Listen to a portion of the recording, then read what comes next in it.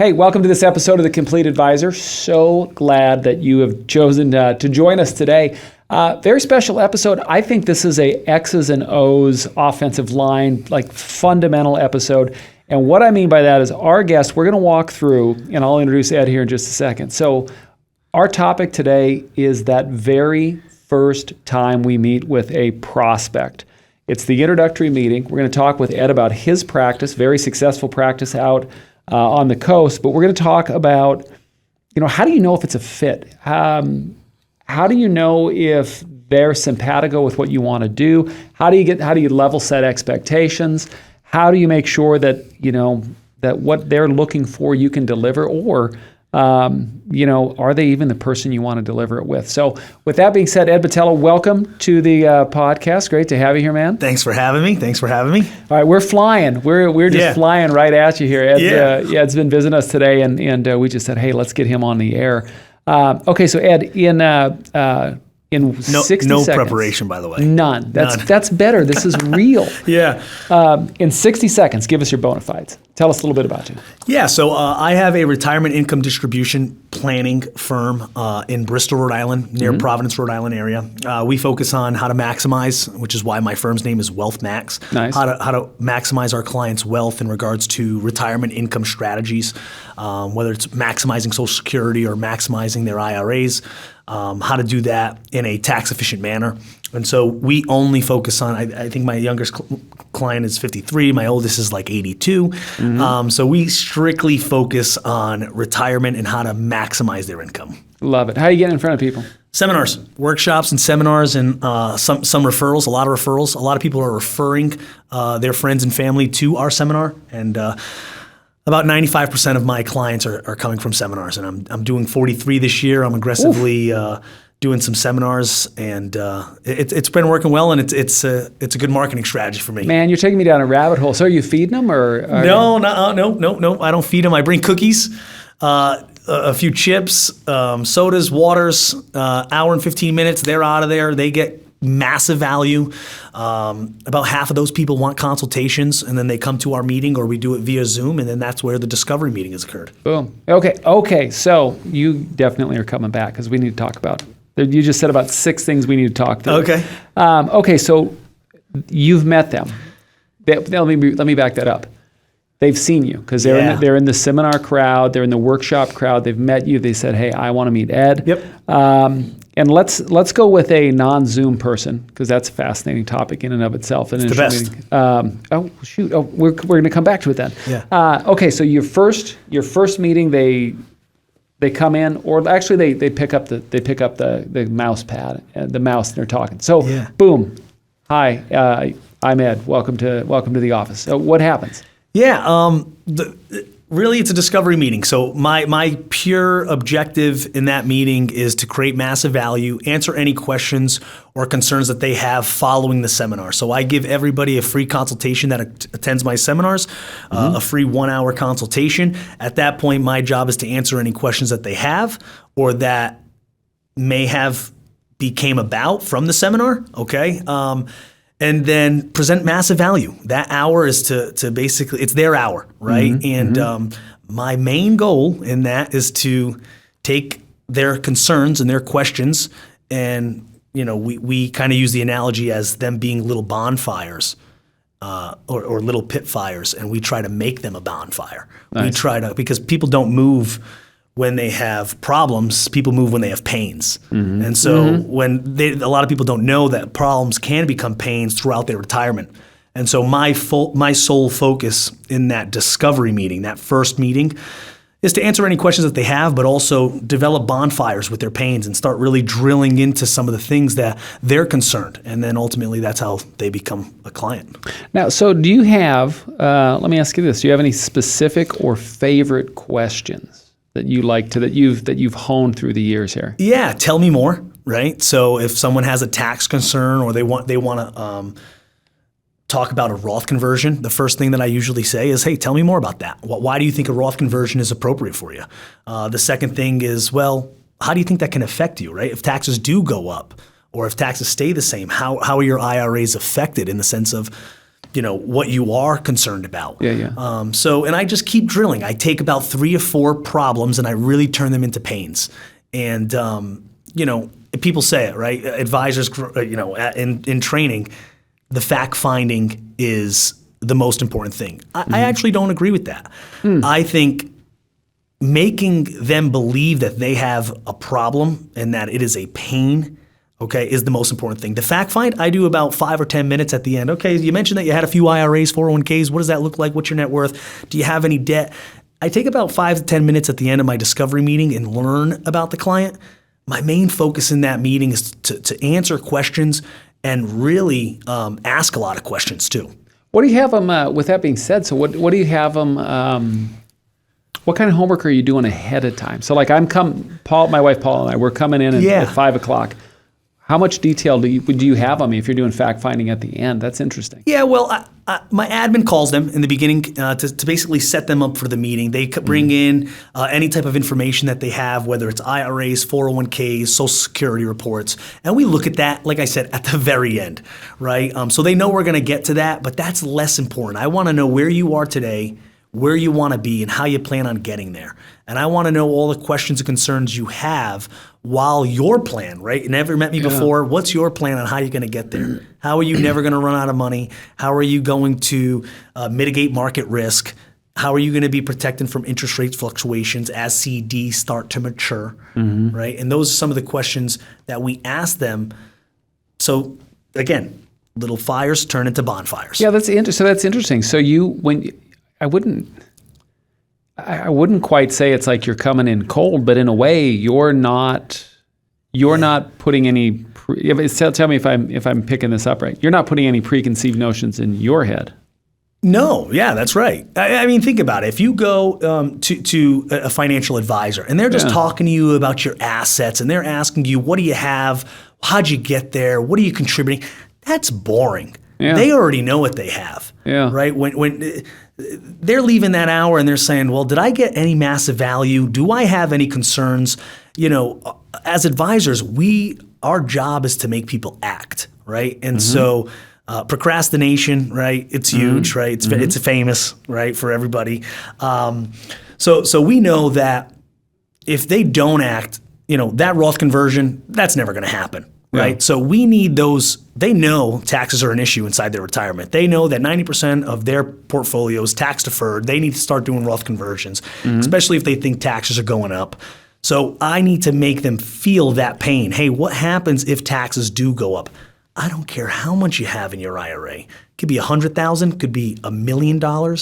It's about the pain. That's what's going to react. That's how you're going to react. Yeah. So how did you develop that? Because most of the time when people get trained in the industry, they're trained, get the information, put together, follow kind of A to B to B to C kind of process. Date of birth, married, you're still working, you contribute. Grandkids. No, like I said, I do that at the end. Don't get me wrong. That is still in my process, right? Sure, As a fiduciary, I can't make any recommendations without knowing their situation, right? And so obviously it's appropriate to know that. But the first meeting is all about presenting massive value. And so I'm huge in self-development. And so I've hired coaches, I've hired sales technicians, and so throughout various training programs, I mean, it's what I've learned. It's what I've learned. Yeah, I like it. You're really getting somebody to tell you the motive, what motivates them. Yeah. And then you're plugging in after the fact. That's right. And then so once and as a younger guy, we were just talking about this, right? The first thing I actually do is I position a no. I position a no in the first meeting. I say, listen, if at any point you don't think we're a right fit to work with you, I want you to be the first to tell me. Okay, and vice versa. If I don't think that we're going to be a right fit for you, I'm going to be the first to tell you because I value your time and I value my time as well. And so if we don't think that we can fix your problems and concerns, I'm going to be the first to tell you I want the same respect. Is that okay? And I position the no. And it takes everything off the table in the sense of anxiety, right? And so with that, I started asking them, well, you came to my seminar. Obviously, you didn't walk through those doors because you didn't have any questions or concerns. What questions or concerns did you have prior to walking through that door? And what questions or concerns did you have now as you leave the door? So it's one of those things, I like it. So how do you? Wow. So how do you feel when somebody comes in? How do you know if they're a good fit for you? This is something we just started chatting about a little bit. But yeah, I think my firm as a retirement income niche, I think we have we're not really niched down, right? I know some advisors who only work with dentists and only work. We're not that firm, right? We think everybody deserves to walk in our doors and have a meeting, at least a consultation meeting, right, and answer any questions. If I see you in my calendar and I roll my eyes and I'm like, oh, here he is again, that's kind of really what determines whether you could be a client at WealthMax Financial, to be honest with you. If you're uncoachable, that's something that we don't want to do. If you have multiple advisors, that's something also that we don't like to deal with too much, because think about if you're a baseball player and you have two different hitting coaches and they have two different philosophies. One's talking about launch angle, one's talking about driving the hips, and it's you got two different coaches telling you two different philosophies, and it kind of, if you're going to judge me, you got to judge me through 100% of your assets. Yeah. Oh, I like that. I like, so one of the things that an advisor on here said one time, and I loved it. He said that, clients, the last thing you want is sales breath, that like, I want to sell.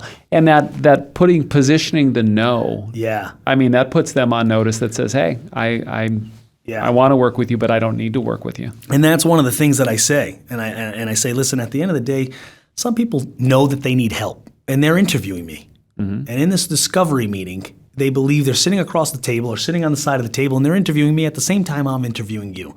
If you're a good fit for my firm. And if you're not, I'm going to be the first to let you know. And so I kind of give that supplemental approach in positioning the no, right? And then I ask them, hey, obviously, I'm a little younger than you, right? So is this something that we need to talk about right away? Because I want to get the elephant out of the room. And 99% of the time, it's not, because I've edified myself in the seminar. I've spoke for an hour and 20 minutes. I've fielded questions. They're somewhat impressed, right? I don't know if they're overly impressed, but they're somewhat impressed. And it was interesting enough for them to have a consultation. So, what do you? So, what is the offer on the consultation? Just a standard? Yeah, so I do two different types of consultations. One is a Social Security maximization report. So we'll take their Social Security report, we'll diagnose it, we'll answer any questions that they have. The second is an income distribution report. So after figuring out what all their pain points are, we take those last 10, 15 minutes to really discover what assets they have. And then we develop an income strategy through whether we're deferring Social Security, whether we're taking Social Security out pretty quickly, without putting stress on your portfolios. So you have two different options. A lot of people choose both. Nice. So during this first meeting, because I know you do I was poking around your website, so you do a 4-step process. 5. Am I 5? Okay, 5. Do you level set at the beginning? I guess maybe not, because this is an introductory meeting, but as far as expectations on portfolio management, things like that, or is that for a little down the road? Well, I think we hit that point in the discovery meeting. We hit that point on the way we're going to get the ways that we can get compensated and the ways we can work together, whether it's fee-based planning, whether it's AUM planning, whether it's, I'm recommending a product solution for you to solve a problem, whether it's long-term care insurance, whatever it may be. So I hit that. I don't know if that answers your question at all, but yeah, I think so. Okay. So we hit that in the discovery meeting. But yeah, my step is a 5-step process. It's discovery, strategy, implementation, delivery, where I deliver the plan, and then dedication on a 6-month to 12 basis. How long does step 1 through 4 take, typically? I would say about a month or two. Yeah, depending on the motivation of the client. A lot of clients are, retiring in 30 days. Some clients are retiring in 6 years. And so, there's different types, of planning that we're doing in the sense of complexity and really, and that's another thing too, right? When there's a lot of complexity and Roth conversions and tax planning, that could take 3 to 4 months, could take throughout the whole year, could take several years. So, but usually I can take people through my 5-step process in about 2 to 3 months. Nice. That's quick. Yeah. That is quick. Yeah. So what are the things that you look for when someone comes in, as far as kind of some mental boxes that get checked off, as far as like, yep, these are my kind of people? Yeah, well, the first thing is you can't become a client of WealthMax Financial without coming to a seminar. So you need to have the education behind what we believe in and behind what retirement really looks like. Mm-hmm. So the first requirement would be going to a seminar and understanding the educational topics that we're presenting there. The second would be you got to be coachable. Right, so the current plan that you're on right now may not be the best for you. And if I present you with a compelling plan, you need to be okay hiring me, or you need to be okay firing your current advisor and hiring WealthMax Financial. And that's a question that I do ask them. Hey, if I present you a plan that solves these 3 problems that we turned into bonfires, if we position a compelling plan, is this something that you're comfortable moving forward to in our next meeting? And if they say yes, you hope that you get a compelling plan. If not, you lost the client. But if they say no, you ask them why. Is it because now you're feeding objections right away, right? Mm-hmm. And so you want to position the no, and you want to get a trial close, right? That's my 2 goals in the first meeting. Fact finding, not really a huge goal of mine. How often do you have to say, hey, I hope you enjoyed the coffee and it was nice meeting you, but this isn't going to work out? Yeah, it's been a while. It's been a few times in the last month or so, but I try not to. And right now I'm trying to hire a junior or an associate advisor that could take on some of the smaller clients to give them some type of value and to give them some type of advisor. But just right now, it's sometimes. The answer to that is sometimes. Yeah, I would think that there's already a self-selection thing that's happened because they chose to come to the event. Yeah. They would have responded to whatever the inducement was to come. Yeah.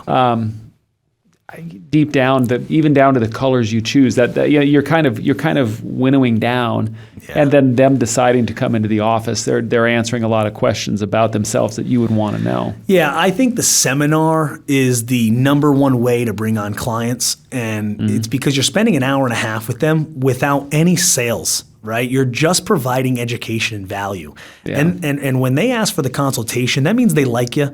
That means you talked about some topics that they're concerned about and they want more information about it. So the likelihood of you closing that client or that prospect as a client is really, really high because they wouldn't have went to your seminar and then they wouldn't have asked for a consultation. If you can get them to a strategy meeting, as long as you provide bonfires and pains, they're likely to move. I like it. Okay, I've got 3 questions because we've got a tight time crunch for you. Okay, yeah. 1, are you doing virtual events? I am not, but I am intending to do virtual events. Yes. Yes. It'll be interesting. That'll be an interesting thing to watch, is to capture the energy, because you radiate energy. Yeah. Yes, and it helps me.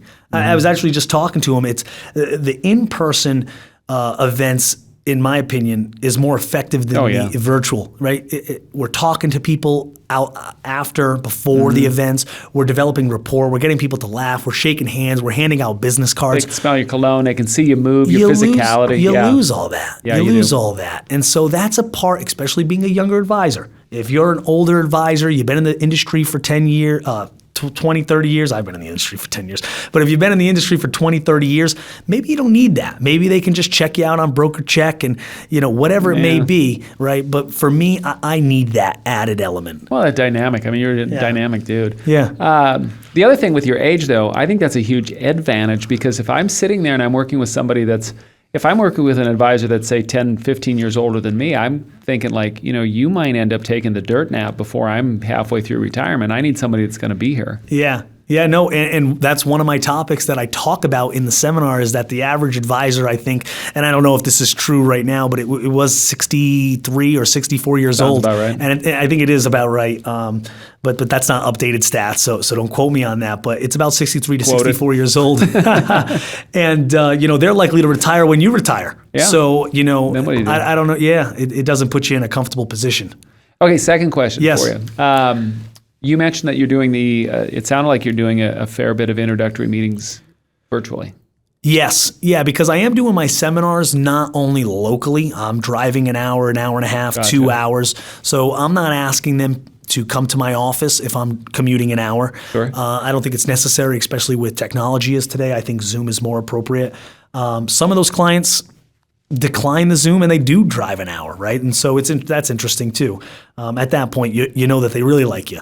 But virtual, I think my closing ratio is a little bit lower. I was going to ask you. Yeah, my closing ratio is a little lower, but it provides me a higher quantity of opportunities. And so then I'm not saturating a specific region in my marketing. And so that's why I am going 1 hour, half an hour, 30 minutes away from my office. I mean, don't get me wrong, I do them in my local and surrounding towns. But at some point they'll become saturated. And so I'm diversifying my geographics in the sense of the seminars. All right, last question for you, and then I know I got to get you out of here. Yeah. What's something that what would be something as you look back from when you started this process? Yeah. Wow. What would be something that you've tweaked that really made a big difference, big or small? Yeah. I think in the beginning of my career, I was so product oriented. I think I was so focused on, hey, this product solves this problem. And it's really, being a fiduciary independent advisor, okay? Highly recommended, by the way, is to become a fiduciary independent advisor, okay? Because now you're not handcuffed to one particular company or a few particular solutions for your clients. You're well adverse, okay? And with that being said, in the beginning of my career, right, I was in the insurance business, right? So we knew that insurance solved two issues, dying too soon or living too long. And so now I'm focused on, like I said, what questions and pains do you have? What problems do you have so I can find a solution to them? Yeah. It could be portfolio management, could be insurance oriented. I'm not really sure. And to be quite frankly, I don't really care. My job is to help you. And we're in the people's business, not the products business. So, Love it. Yeah. I think that's a perfect spot to end, especially because I've got to get you next door. Yeah. Okay, Ed, thanks for being on here. I would Thanks love, for I having have, for everybody out there, if you're watching us, I have topics for Ed. Everything from why you dropped BD into your IAR to, heck, you were even... I kind of hit that a little bit. We'll get on it. We got to dive in next time you're We'll on do here. it again. All right. So thank you. And Thanks for having me. for everybody that's out there, thanks for joining us. Don't forget that you can like, subscribe, follow us anywhere you catch podcasts. You can watch us on our website. You can watch us on our YouTube channel. Heck, you can watch us on Apple and Spotify because they do video too. So with that being said, Ed, thank you. And we'll call it a day.